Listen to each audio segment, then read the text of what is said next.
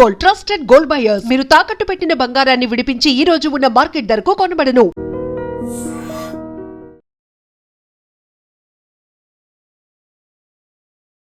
నమస్తే. జగిత్యాల జిల్లా కోరుట్ల మండలం మాదాపూర్లో దారుణమైనటువంటి ఘటన జరిగింది. ఇద్దరు హరిబాబు, వైష్ణవి వీళ్ళిద్దరూ కొన్ని రోజుల క్రితం ప్రేమించి పెళ్లి చేసుకున్నారు. అయితే మంగళవారం రోజు ఉదయాన్నే రక్తపు మడుగులో పడింది వైష్ణవి.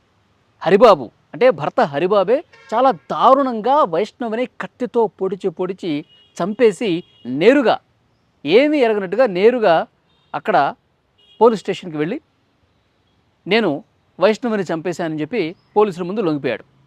కానీ ఉదయం 8 9 వరకు వాళ్ళకేం తెలియలేదు.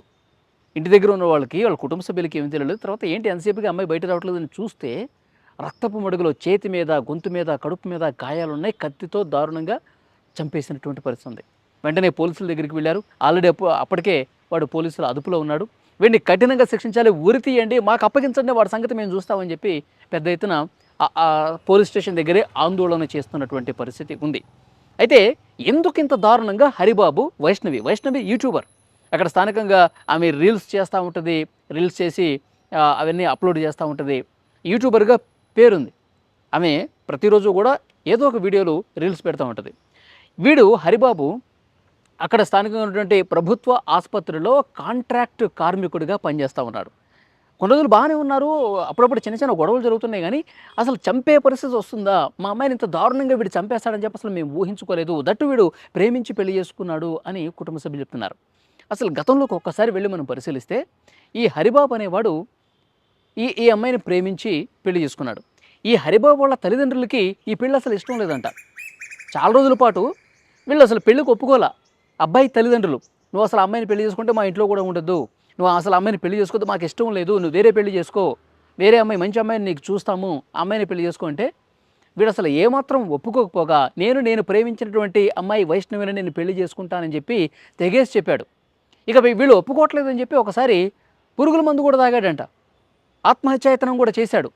అదృష్టశాత్తు బతికాడు. ఎందుకంటే ఈ వైష్ణవిని నేను పెళ్లి చేసుకుంటాను, మీరు నా ప్రేమను కాదన్నారు కాబట్టి నాకు చావే శరణ్యం అని చెప్పి ఆ అమ్మాయి నేను పెళ్లి చేసుకోవాలి ఎలాగైనా అని చెప్పి పట్టుబట్టి ఒకసారి ఆత్మహత్యాయతనం కూడా చేశాడని చెప్పి తెలుస్తోంది.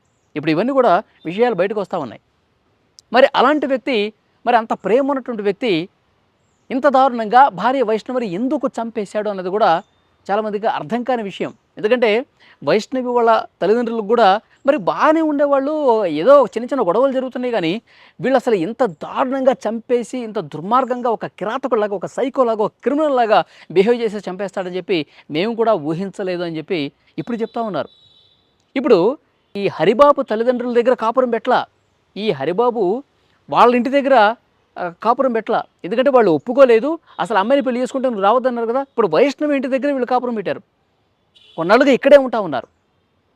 ఇంకా బాధాకరమైనటువంటి విషయం ఏంటంటే ఈ అమ్మాయి ప్రస్తుతం 5 నెలల గర్భవతి అంట.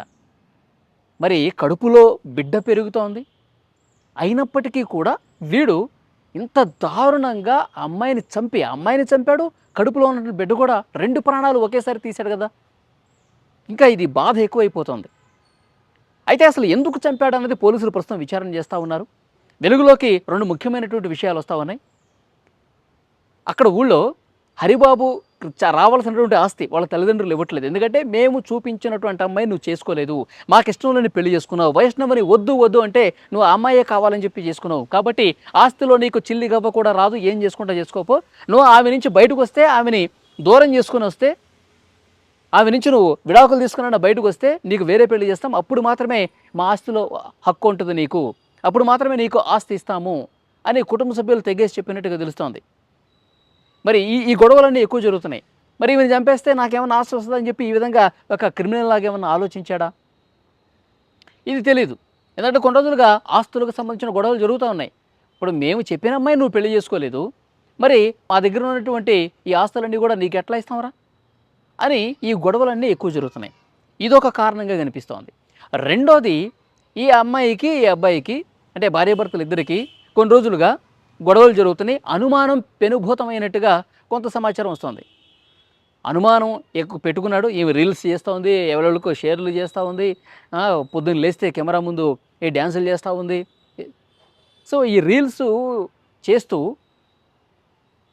ఇతనికి నచ్చని సందర్భంగా చాలాసార్లు గొడవ పెట్టుకుని నువ్వు ఎవరితోనో మాట్లాడుతున్నావు, నువ్వు ఎవరితోనో ఫోన్లు మాట్లాడుతున్నావు, నువ్వు ఎవరితోనో ఉంటున్నావు అని అనుమానం ఎంచుకున్నాడు. అనుమానం పెనుభూతమై ఈ గొడవలు జరుగుతూ అర్ధరాత్రి దాటిన తర్వాత ఇంత విచక్షణ కోల్పోయి దారుణంగా హతమార్చాడా?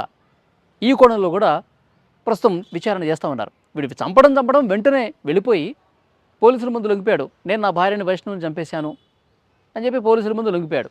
తర్వాత కుటుంబ సభ్యులకు 2 గంటల తర్వాత తలుపు తీసి చూస్తే రక్తపు మడుగులో పడి ఉన్నటువంటి వైష్ణవి కనిపించింది. గర్భంతో ఉన్నటువంటి ఆమెని, ప్రేమించి పెళ్లి చేసుకున్నటువంటి అమ్మాయిని ఇంత క్రూరంగా, ఇంత ఒక పశువులాగా బిహేవ్ చేసి, రాక్షసులాగా బిహేవ్ చేసి చంపేశాడు కదా. ఇది వాళ్ళందరూ కూడా చాలా బాధను వ్యక్తం చేస్తున్నారు. వైష్ణవి తల్లిదండ్రులు, కుటుంబ సభ్యులు, వైష్ణవి కుటుంబంతో పరిచయం ఉన్న వాళ్ళందరూ కూడా ఇప్పుడు పోలీస్ స్టేషన్లోకి వచ్చి పోలీస్ స్టేషన్ ముందు కూర్చొని పోలీసులతో గొడవ దిగుతున్నారు. వాడు లొంగిపోతే మీరు వాడిని జైల్లో కూర్చోబెట్టారు, వాడు అదుపులోకి తీసుకున్నారు, వాడే వచ్చి లొంగిపోయాడు కదా, వాడికి 3 పూట్ల అన్నం పెడతా ఉన్నారు, ఇక వాడిని రాజభోగాలు అందిస్తారు మీరు.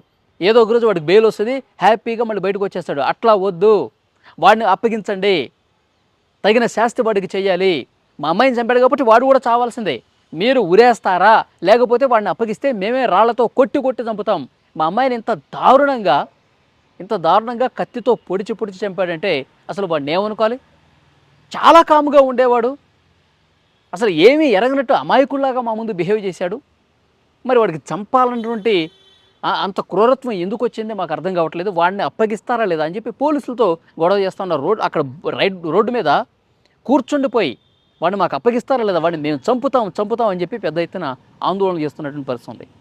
కానీ నిజంగా తల్లిదండ్రులు బాధతో అంటున్నారు, చాలా ఆవేదనతో అంటున్నారు. ఎందుకంటే గర్భంతో ఉన్నటువంటి కన్న కూతుర్ని ఇంత దారుణంగా చంపటం పట్ల వాళ్ళందరూ కూడా చాలా బాధతో ఉన్నారు. ఆ కోపంతో రగిలిపోతూ ఉన్నటువంటి పరిస్థితి ఉంది. అబ్బాయి తల్లిదండ్రులు వాళ్ళ ఊళ్ళోనే ఉన్నారు. వాడితో మేము ఎప్పుడో తెగదింపులు చేసుకున్నాం, ఈ హత్యకి మాకు ఏ సంబంధం లేదు అని అబ్బాయి తరఫు ఉన్నటువంటి కుటుంబ సభ్యులు వాళ్ళ ఊళ్ళో వాళ్ళు కనీసం ఈ ఘటన జరిగిన తర్వాత కూడా రానటువంటి పరిస్థితి ఉంది. ఎందుకంటే మళ్ళీ గొడవలు జరిగే అవకాశం ఉంది. కాబట్టి పోలీసులు ఒకటే చెప్తున్నారు, మీరు ఇట్లా రోడ్ల మీదకి వచ్చి ఆందోళన చేస్తే, మీరు ఈ విధంగా ఇక్కడికి వచ్చి పోలీస్ స్టేషన్ ముందు గొడవ చేస్తే ఉపయోగం లేదు. ఏదైనా చట్టం తన పని తాను చేసుకుపోతుంది, చట్ట ప్రకారం ముందుకు పోతాం, వాళ్ళకి ఏ శిక్ష వేయాలో కోర్టులే వేస్తాయి, చట్టం ఏం చెప్తే అదే జరుగుతుందని చెప్పి పోలీసులు కూడా తెగేసి చెప్తున్నటువంటి పరిస్థితి. పోలీసులు విచారణలో ఇంకా బయటకు వచ్చే అవకాశం ఉంది. దీని వెనకాల కథ ఏంటి, వాస్తవం ఏం జరిగింది, ఇంత దారుణంగా వాడు ఎందుకు చంపాడన్నది కూడా 2 రోజుల్లో విచారణలో బయటకు వచ్చే అవకాశం అయితే ఉంది. ఈ వీడియోకి సంబంధించి తప్పకుండా మీ అభిప్రాయాన్ని కామెంట్ రూపంలో తెలియజేయండి.